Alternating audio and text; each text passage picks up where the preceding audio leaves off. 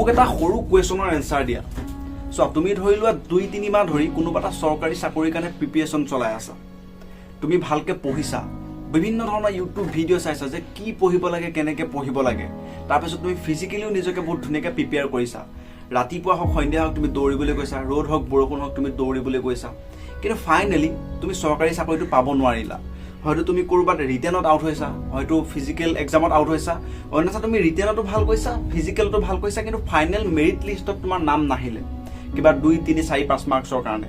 কিন্তু তুমি মোক এইটো কোৱা যে তোমাৰ এতিয়া ক্ষতি হ'ল নেকি? তুমি যদি এক্সামটো পাছ কৰিছা বা তুমি যদি চাকৰিটো পালা, তেনেহ'লে ভাল কথা, তুমি পজিটিভত আছা, তোমাৰ লাভ হৈছে, কাৰণ তুমি এটা সংস্থাপন পাইছা, কাইলৈ পঢ়িলে পৰা তুমি ভালকৈ ইনকাম কৰিব পাৰিবা। অন্যহাতে তুমি যদি ফেইল কৰিছা, তাৰ অৰ্থ এইটো নহয় যে তোমাৰ লোকচান হৈছে বা তুমি নিগেটিভত আছা। মানি লৈছোঁ তুমি এক্সামত ফেইল হৈছা, তুমি চাকৰিটো পাব নোৱাৰিলা, কিন্তু আজিৰ পৰা 2-3 মাহ আগৰ কথা ভাবাচোন। যেতিয়া তুমি নতুনকৈ পঢ়া ষ্টাৰ্ট কৰিছিলা, তেতিয়া তুমি সেইখিনি কথা জানিছিলা জানো যে কি পঢ়িব লাগে, কেনেকৈ পঢ়িব লাগে? কিমান যে তুমি ইউটিউব ভিডিঅ' চাইছা, কিমান চাৰ্চ কৰিছা, কিমান চাকৰিয়ালসকলৰ আগৰ ভিডিঅ'বিলাক চাইছা, তাৰপাছত তুমি গম পাইছা যে কেনেকৈ পঢ়িব লাগে, কি পঢ়িব লাগে, আৰু ফাইনেলি আজি আহি পেলাই তুমি এই দিনটোত আছাহি। তুমি ফেইল কৰিছা যদিও জীৱনৰ সংগ্ৰামৰ যিটো যাত্ৰা, যিটো ৰাস্তা, যিটো পথ, তাত তুমি এখোজ আগুৱাই আছা। কাৰণ তোমাৰ ব্ৰেইনত কিছুমান আইডিয়া ডেভেলপ হৈছে যে এই আগতে মই যেনেকৈ পঢ়ি আছিলোঁ তেনেকৈ পঢ়িলে নহ'ব, যিবিলাক বুক পঢ়ি আছিলোঁ ফাং ফুংকৈ, সেইবিলাক বুক পঢ়িলে নহ'ব। এতিয়া হয়তো মই কিছুমান নতুন কিতাপ পঢ়িব লাগিব বা যিবিলাক ডিটেইল বুক সেইবিলাক মই পঢ়িব লাগিব, তেতিয়াহে চাগে মই সেই চাকৰি এটাৰ কাৰণে যোগ্য হ'ম। মই পোনপটীয়াকৈ এটা কথা ক'ব বিচাৰিছোঁ যে ফেইল হ'লে এইটো নুবুজায় যে আমি নিগেটিভত আছোঁ বা আমাৰ লোকচান হৈছে।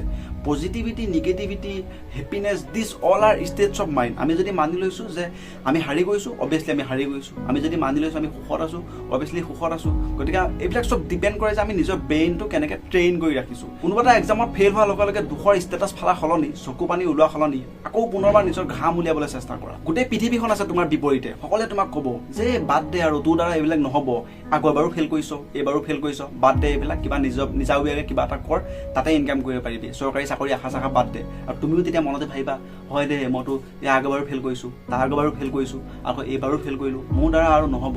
মানে কি, গোটেই পৃথিৱীখন তোমাৰ বিপক্ষে আছে, বিপৰীতে আছে, আৰু তুমিও মানি লৈছা, তুমিও নিজৰ বিপক্ষে হৈ গৈ আছা।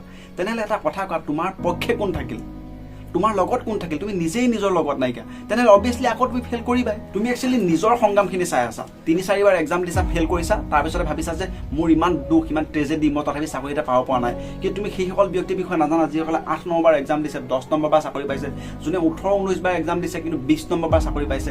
তেওঁলোকৰ যেতিয়া সংগ্ৰামখিনি চাবা, তেওঁলোকৰ যেতিয়া ট্ৰেজেডিখিনি চাবা, তেতিয়া তুমি বুজিবা যে তুমি কিমাননো কষ্ট কৰিছা। আৰু ক'ৰবাত লিখা আছে নেকি যে 12 পাছ কৰাৰ পিছত তুমি এটা চাকৰি পাবই লাগিব, গ্ৰেজুৱেশ্যন কমপ্লিট হোৱাৰ পিছত তুমি এটা চাকৰি পাবই লাগিব, বা 20 বছৰ 22 বছৰ বয়সত তুমি এটা চাকৰি পাবই লাগিব বুলি ক'ৰবাত লিখা আছে নেকি? মানুহে 27, 28, 29, 30 বছৰত এতিয়া চাকৰি লৈ আছে, কাৰণ তেওঁলোকে ফেইল হৈছে যদিও নিজকে কেতিয়াও ফেইলাৰ বুলি মানি লোৱা নাই।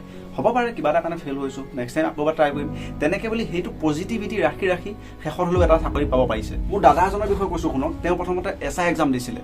যেতিয়া তেওঁ SI এক্সাম দিছিলে, তেওঁ বেষ্ট ফ্ৰেণ্ডজনেও দিছিলে, মানে দাদা আৰু দাদাজনৰ বেষ্ট ফ্ৰেণ্ড দুয়োজনে SI এক্সাম দিছিলে। দাদাৰ বেষ্ট ফ্ৰেণ্ডজনে SI হৈ গ'ল, কিন্তু দাদাই হ'ব নোৱাৰিলে। গতিকে দাদা অলপমান ডিমটিভেট হ'ল, অলপমান লাজ পালে। তেওঁ গুৱাহাটীলৈ গুচি আহিলে যে কিনো চাকৰি কাৰণে লাগি থাকিম, তেওঁ এটা প্ৰাইভেট জবত সোমাই ল'লে।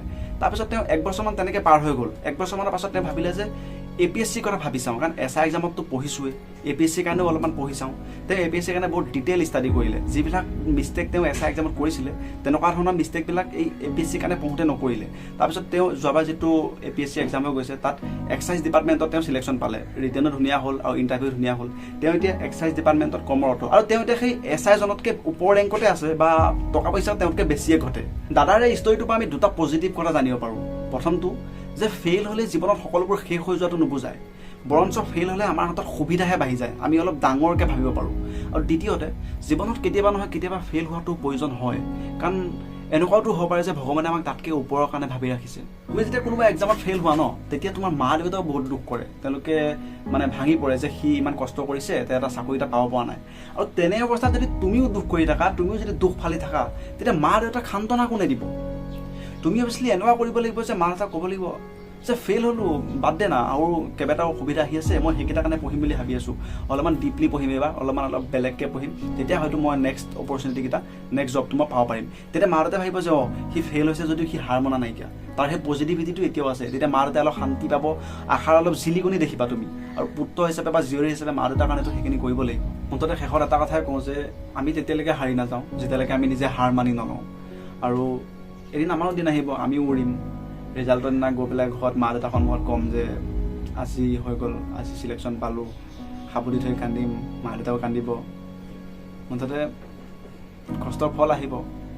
তুমিও এজন ফেইলাৰ নহয়, ময়ো নহয়। ইমানেই আৰু মই এনেকুৱা ধৰণৰ ইউজফুল আৰু ইনফৰ্মেটিভ ভিডিঅ' বনাওঁ। যদি ভাল লাগে চেনেলটো ছাবস্ক্ৰাইব কৰি ৰাখিব, ভিডিঅ'টো লাইক এটা কৰি ৰাখিব। এণ্ড থেংকছ ফৰ ৱাচিং। I love you all.